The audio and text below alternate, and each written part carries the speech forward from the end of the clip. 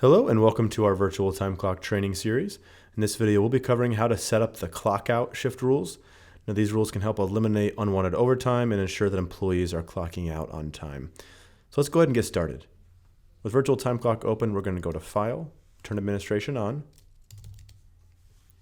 and then let's choose the Configure menu, and we're going to go to Shift Rules.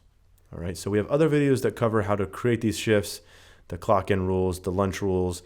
So in this video, we're just going to focus on the clock out rules tab. So let's go here first.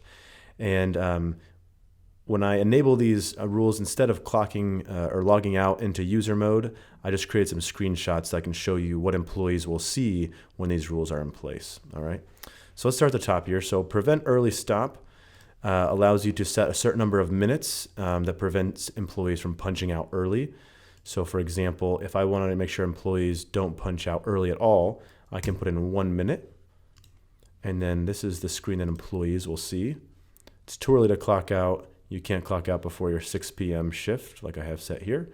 And you can always have a manager or an administrator override that, but employees won't be able to do that on their own. All right, so that's the first rule.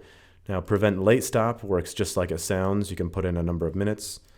So you can prevent someone from punching out after their 6 o'clock stop time in this case. And here you'd see this message: you must clock out within 5 minutes.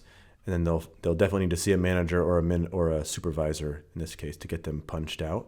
But this kind of keeps management in the loop when people are still on the clock if they're not supposed to be. And then the courtesy late stop, acknowledging shift end time. This allows employees to clock out late, but acknowledge that they were only working for their regular shift.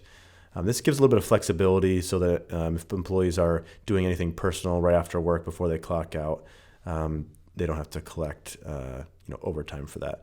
So this is what the employee would see: courtesy clock out after a shift, and then acknowledging that I stopped work when my shift ended at 6. And of course, at any time, an employee can go get a manager or administrator and have them clock out if they're supposed to be clocking out late. If this is approved, then that's certainly available. And the last option here, auto clock out, you can have the employee clocked out automatically a certain number of minutes after their shift ends. And the employee won't see a message or anything because they would actually they would probably be gone by then if you're going to enable the auto clock out. So there's no other rule to show you here.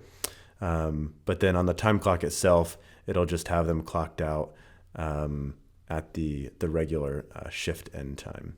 All right, so for more information about the clock-in rules, the lunch rules, or assigning these rules to employees, you can see our other training resources in the knowledge base here. Or if you have any additional questions about virtual time clock, please visit our website to give us a call or send an email to service@redcourt.com.